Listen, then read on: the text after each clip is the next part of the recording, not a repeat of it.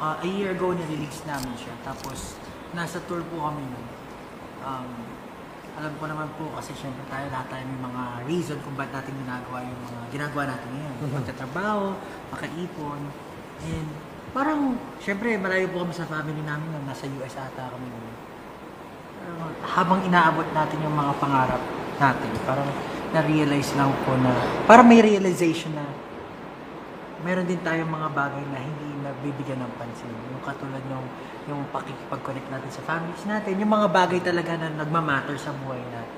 So, ayun po, na parang through that song, gusto namin sabihin na parang kahit na magkakalayo tayo, kahit na hindi tayo magkakasama ngayon, parang umaasa ako na darating yung time na magkakaroon tayo ng pagsasalo-salo. Tapos matutunaw din po lahat ng nebe. Yun po yung parang coldness or yung parang yearning na nararamdaman mo